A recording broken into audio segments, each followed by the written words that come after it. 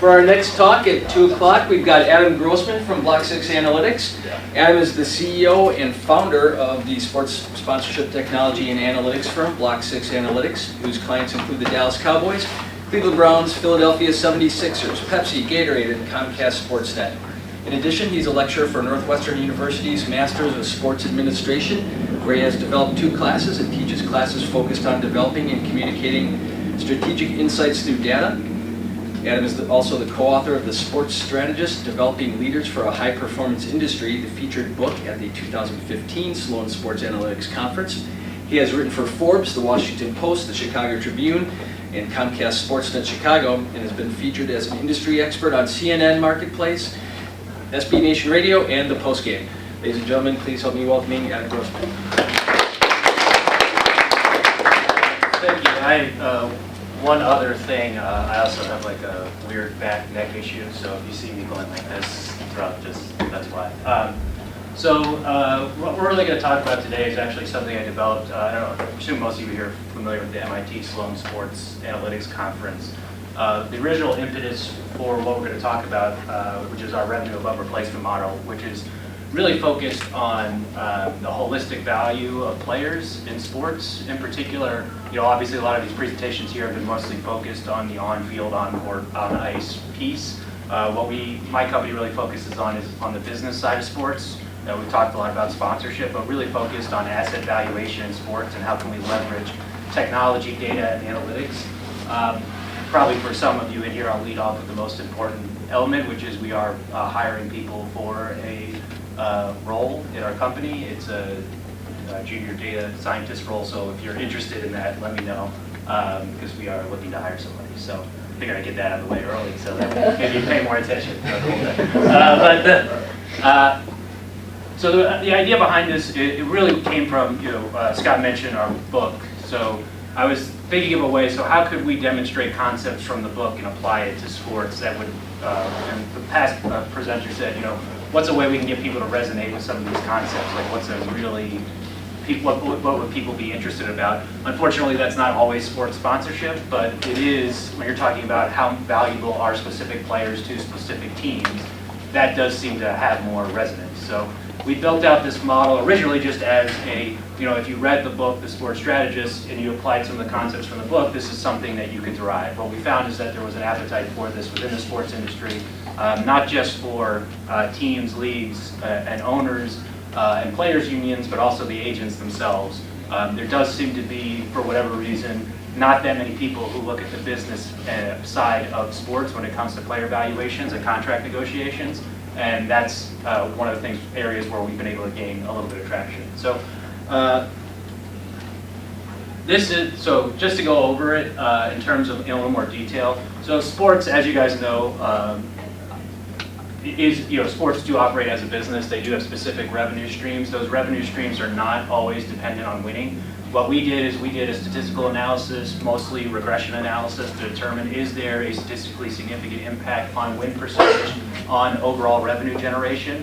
When you talk about overall revenue generation, we'll talk about this in more detail in the presentation, but typically what we're talking about is in venue, and that's primarily, we group that with ticket sales, parking, concessions, those types of things. Media revenue, we talked about football, we work with a couple different football teams.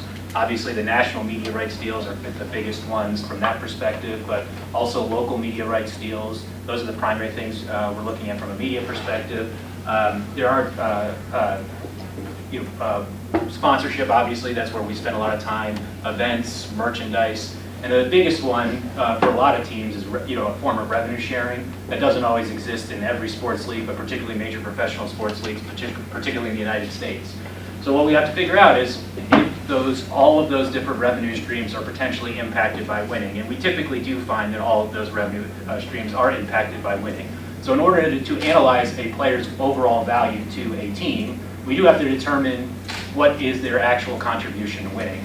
It's interesting about the Pro Football Focus. You guys might have, I see presenters in the back. We actually did have to come up. We hadn't found a on-field analytic that we really thought was the best outside of Pro Football Focus in terms of how do you evaluate all these different players to determine what their impact is on the field. So we actually did create an on-field metric, It is definitely not as robust as what was just described, but it is basically the idea behind that, and I'm happy to talk more about that as well if we have time at the end of the presentation. But we don't typically focus on the on-field side, right? We wanted to create this metric really for the business side of sports. So that's really our area of focus. So typically what we use from the on-field perspective is whatever the most commonly used advanced analytic is in the sport. So for baseball, we use wins above replacement. For basketball, we use a version of player efficiency rating. And for football, like I said, we had to devise our own. But typically, we want to use a common language for the on-field side. Where we really want to add value is on the off-field side. So that's really the question that we're asking, right? What is the actual player's holistic value to a team? If you think about it from a business context, you wouldn't necessarily value employees based on only one thing they could do, right? The idea is if you're saying how much should I pay this employee in a salary, well, in theory, the employee should have some impact on increasing revenue or decreasing costs. There's only two ways in the world to increase revenue. Either increase the volume of goods sold or you increase the price of those goods. Now there's a million different ways that you can do that, and businesses spend a lot of time figuring that out. But that's what we need to think about is how do players impact the volume of tickets sold, the volume of sponsors sold, how do they impact television ratings? And the most important part of this is, and this comes up, one of the things that, again, is good that you guys, a lot of you I think probably saw the Pro Football Focus presentation, is like how do you actually identify the individual performance of these players, either from an on-field perspective or from an off-field perspective. So that's what we spent a lot of time figuring out is how do we figure this out? And then we do try to baseline, originally actually the conception was to baseline it against a replacement level player or some iteration of that. What we found is that most of our customers and people who think about this actually don't really care that much about it from like, how does this player compare to the replacement level value that's being generated for a team? So we're not really going to focus it on that much. We have kept the name revenue above replacement because we think it resonates with people. The few people, I guess, you guys excluded, who would know about this is that revenue above replacement does resonate well from a wins above replacement perspective. So this is what is actually the RAR.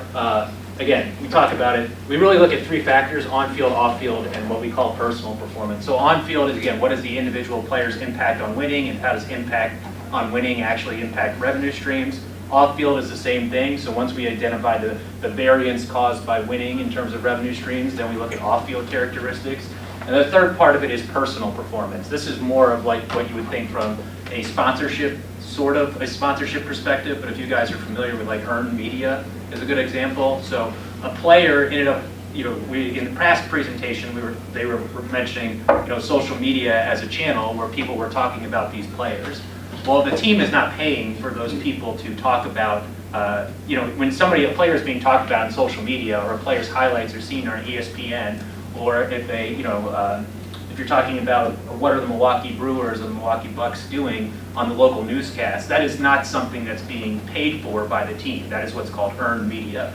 So the players in and of themselves, while that's not directly generating revenue for a team, that is indirectly generating revenue for a team. So that part, that advertising, sponsorship, earned media factor is another factor that we look into. And all of those different pieces together create what's called the revenue above replacement model. So we'll go into this in more detail, but this is an example of what the output would look like. And I don't know how many people are familiar with Marcus Stroman, but the idea here is we have what's called our partnership scoreboard platform.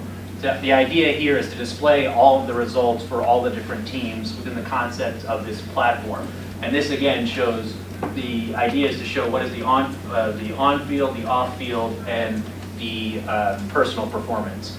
The idea here is to make this as digestible as possible, particularly for people who don't have a quantitative background or don't have a quantitative approach. Typically, our client is not somebody who has a very strong quantitative background. And we have to really be careful not to, they are, for lack of a better term, afraid of numbers or afraid of data. And part of the reason they haven't done this type of analysis, particularly if you're talking about agents, is they don't necessarily, A, they don't necessarily want to know the answer, but B, they're not even sure what the answer would mean or how it reflects. There's a little bit of a tangent, but one of our investors is David Falk, who is Michael Jordan's old agent. He was talking to David Stern, the former commissioner of the NBA, and he was basically saying, and there's a little bit of vulgar language, so if you're offended by this, I apologize, but he was saying, David, how did you figure out how these players were, well, first of all, David Stern, when I met him, he said, you're basically trying to ruin everything I did from 30 years of being a commissioner, which is actually telling me how much players are valued and how much these sponsors are valued. And I said, that is very flattering, and obviously I am not doing that. So the second thing is, David Falk goes, how did you guys think about valuing players and partners? And David Stern's response was, well, how did you figure out what the deal for Michael Jordan should be with Coca-Cola, or with Gatorade? And David Falk's response is the same way you figured out the NBA's deal with Coca-Cola at the time. You reached down deep within your asshole and you pulled out a mountain. And that's how you did it, right? And that's basically what, I mean, David Stern didn't officially say that was what he did, but he didn't unofficially. Anyway, the point is, that's kind of, it hasn't really evolved. There have definitely been advances, but by far the biggest advances in analytics have been on the field side. So what we're really trying to put into perspective, and I think we're just starting to get there, and a lot of teams, the Cowboys being a good example, but there are a lot of teams that are starting to build up their business analytics capabilities. But if you guys are really looking for an area, particularly the students here, of an area to get into potentially working with a team, that's definitely where a lot of growth is starting to happen. So why I bring all this up is that this is what we're trying to figure out, right? What is the output? What are the insights we can give to teams, leagues, events, owners, and agents so that they understand the information that we're talking about? And we'll come back to this at the end of the presentation. I just wanted to kind of show what the end state looked like. The other thing is, I know we have a relatively short amount of time. I do talk very fast, and I can talk a lot. So I think there is a break after this, so I'm happy to answer any questions that you would have. One of the things is you don't have to get enough of me talking now. What we do send out is more video of me talking. So I teach 2 classes at Northwestern. Some of them are distance learning classes. Actually, Tom, who's here, he's teaching the class that I helped create. I don't know if you still are, but he was at least. Yeah, but he and actually would be doing a much better job than I would be doing anyway. But 2 of the classes that I developed have these types of videos in them. So depending on which video you see, you'll see different versions of a bad haircut. This is one version of it. I have another version of a bad haircut in the other video. Okay, so what does this actually mean? And I'll slow down a little bit here so we can talk about it in a little more detail. So from determining the team's ability to generate revenue and a player's individual contribution to winning, right? So the first thing we had to do, and this is an example, and again, this is just a stylized example, this could be on any sport, is to say, one of the things we've talked about as an advanced analytic is adjusted win probability per game. You can think of that as, again, what is the player's impact on the winning percentage. So, right, so I know it's a little hard to see, but the first column is what is the player's individual impact to winning, and then what is the team's individual impact on winning. One of the things that we have to do and what we have to control for is that stadiums of different sizes have obviously different levels of capacity. AT&T Stadium, poor Tom sitting in the front row, didn't know he was going to be featured so much, but AT&T Stadium has over 100,000 people who can come. Right now, the Los Angeles Rams and Chargers are playing in a stadium that has, I think, 30 or 40,000, seat capacity. So to compare the number of tickets sold is not a fair comparison. So we try to adjust when we can to make sure we're making an apples-to-apples comparison and leveling the data sets in that way. So we look at capacity impact, we look at ratings impact, we look at, again, local media revenue, if that's applicable, national sponsorship and other team revenue, and then local revenue streams as well. Again, we have to look to see what does winning do to all of those different revenue streams to really understand the total financial impact of a player. And I'll just, to show you what we did for football, and again, I would go, if there's a doubt that you have, I would go with what Pro Football Focus did more than what we did in terms of on-field stuff, but that being said, with that caveat put in there. We actually, for our metric, you can see here's a list, not just of quarterbacks, we actually have ranked every single player in here. We also created a war type metric, it's called Football War. I know, we're very creative with our names. But the idea here is, and it's not actually it's not dissimilar from what the guys at Pro Football Focus did, and actually we are a subscriber to Pro Football Focus. We did integrate their ratings. The big difference that we have in ours, or one of them is, and I don't know, I don't know if you guys account for this or not, I'm sure you do in some form, but the quantity of play. So it's not just the grade, but how much they actually played. So basically those are the two factors in our multi-factor regression analysis that we looked at to say, what is that? We also, before we worked with Pro Football Focus, we actually tried to get data sets from, you guys might be familiar with Football Outsiders. Actually, there was, I forgot what Brian Burke was Brian Burke had a sort of advanced analytic beforehand on football. He stopped doing it, which is why it kind of threw us for a loop, because all of our old data was based on the data that he created. So we then iterated to Pro Football Focus, obviously the far superior product. And then we also aggregated some of our own information in there. So we could create our individual contributions to a team's winning percentage. What you see here is there's one column called player winning percentage and then one column called expected winning percentage. You were talking about before with Alex Smith in particular. And again, this is just for one season. We haven't done multi-season yet, but Alex Smith, his expected, so what we're looking at is, based on that player's performance, what was the expected contribution to winning percentage and what actually occurred. So Tom Brady, similar to the Pro Football Focus model, was our most valuable player from an on-field performance perspective. He's also the most valuable player off the field, not surprisingly. So those combinations of factors made him the most valuable player in football. Him and Carson Wentz were by far the two most valuable players in our model for the previous season. But the idea here is if there's a negative winning percentage, it's actually that player potentially would be more valuable on the average NFL team if he played for that team.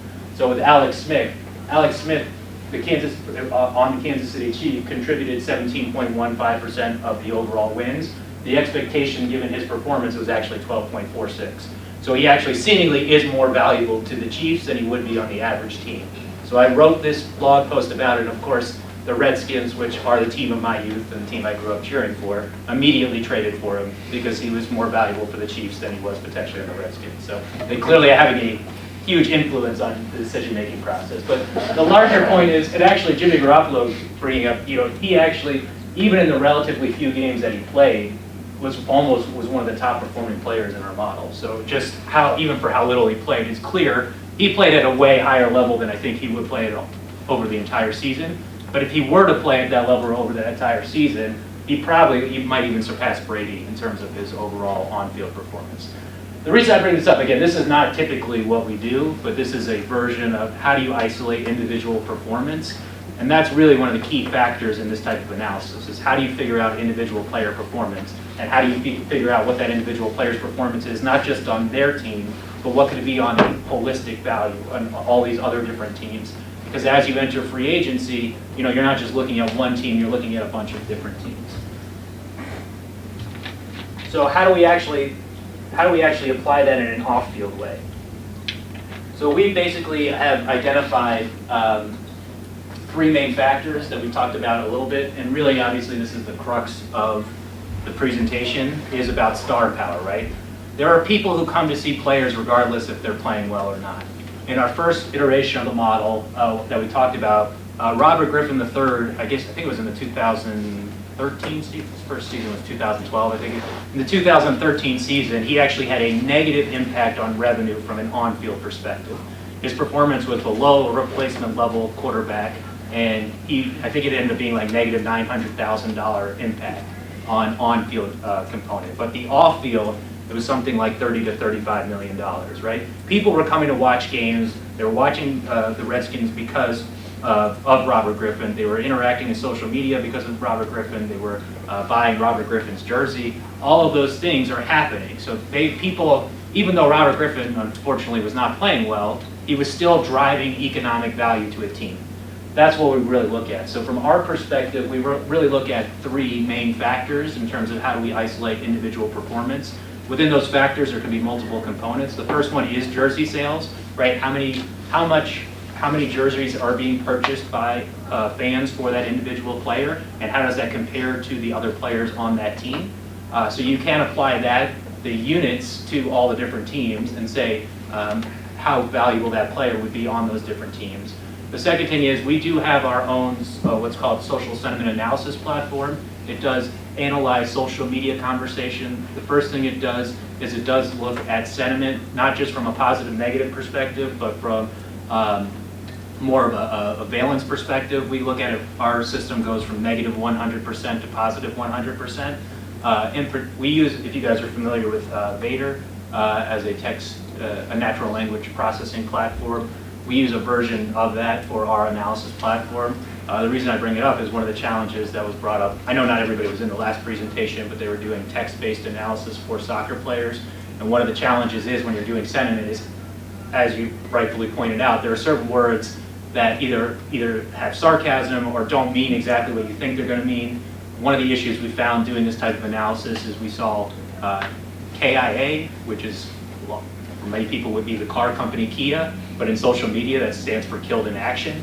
So there was a lot of negative social sentiment around KIA because obviously if it's killed in action, it's much different than Kia or some version of that. So we also have to figure out ways to adjust for those types of things as well. But that's not what's nice about that platform is it builds in a lot of those types of issues and builds around those issues. What it's found, research has found, is that humans are not really good at understanding sarcasm either, so particularly in text form, so that the sentiment of that platform slightly exceeds the performance of humans on identifying sentiment in text message posts or in social sentiment analysis posts. So we use that as our platform to, one, understand the sentiment, two, then we look at engagement metrics to see what is the level of engagement, and we do that primarily right now across Twitter and Facebook.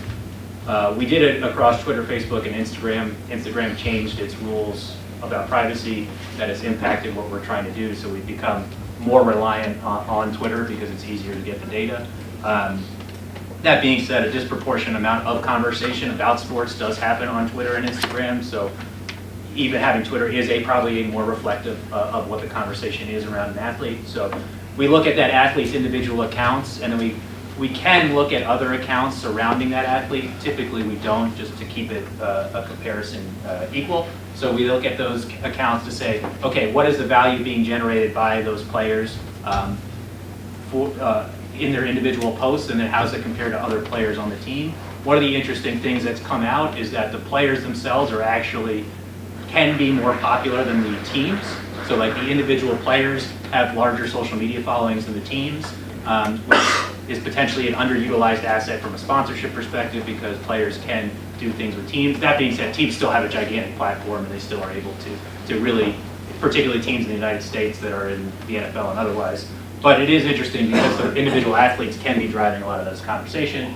And the last thing we do look at is an earned media analysis. Like I said before, we have a data provider that helps us aggregate mentions of a specific player across multiple different channels, and then we can aggregate that information and then put that into the system as well. The main thing is there are different players will have different values to different teams, and what we want to say in a similar way from an on-field perspective, that's the case. That's the same from an off-field perspective. A player, one of the players we did for this analysis was Giancarlo Stanton for baseball. He generated about $30 million in value for the Marlins, which is almost the exact value of his contract. But he would have, and he does have, more value for the Yankees than he does for the Marlins because he could have a larger impact on those revenue streams that are being generated by the Yankees than he would for the Marlins. So that's just an example of let's take one player, see how he does in his current market, and then let's see how we can apply it to different markets using these factors. And then again, in a similar way that we did it from the off-court perspective, we do it from an on-court perspective so that we can say, okay, here are our three main things that we're looking at: on-court, off-field, team off-field, personal off-field. So team off-field is just the direct revenue generated from a team. Personal off-field is that personal value that we talked about before to get the total revenue. Now what you can see here in this example is that some of these players are at 46 or 43 million. The salary caps and the structures of those leagues do not allow for those players to make that amount of money. This is what David Stern was talking about a little bit, is that you can see that there are some players who are more valuable than the maximum possible amount they can make from their contract. So we do also have a version of this where you can, I know it's a little hard to see, you actually can adjust for what was their cash payment and also what would their payment be within the context of the salary cap. Because you have to adjust to say, even if this player is the most valuable, you have to scale it to whatever their maximum value would be within the salary cap. That's been in each of the different leagues. this is an example of what we're talking about in terms of the earned media perspective. So you can see some of the different channels, some of the different sources of data, and some of the different things that we're looking at. The idea here is, again, we want to see the holistic value of the player from a earned media perspective. So this is ultimately an example of what you want to see, right? You not only want to see the player in and of himself, but you want to see the player within the context of the rest of the players on his team. So in this case, Marcus Stroman actually was a successful, close to all-star level pitcher for the Toronto Blue Jays, but he is one of the most active players on social media in baseball, has a large engaged audience, and also has a relatively high amount of jersey sales and a relatively high amount of earned media. All of that has contributed to him being really valuable to the Blue Jays. His actual contract right now is, he's being, the way that baseball contracts work, he makes a little over $3 million and he's generating over $62 million in revenue. So this will show you why younger players are specifically in baseball, because of the way that those contracts are structured, where you have to have 6 years of major league service at the moment before you can become a free agent.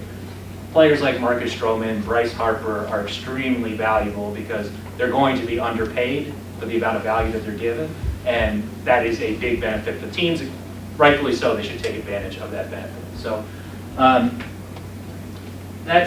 know we're at the end of the time here, so I know that was a lot in a very short amount of time. The last thing I would say, and again, just purely for what my company does as an example, we were talking about speed of analysis.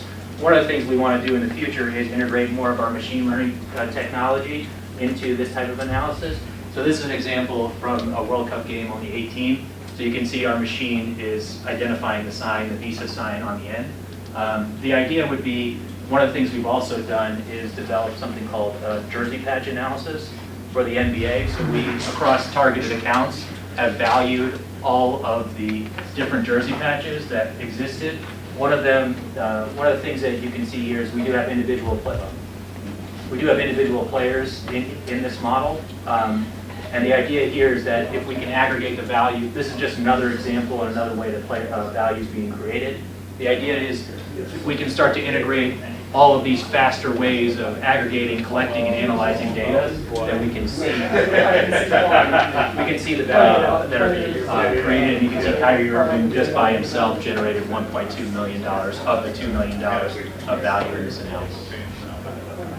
Okay, that's it. So, happy to answer any questions that you have. Let me say it's 2:30. You're free to ask Adam questions after this, but we do have a 5-minute break scheduled right now. We've got some snacks available in the Legacy Room. Next talk will be here in 2:35, but before we go, a round of applause for Adam.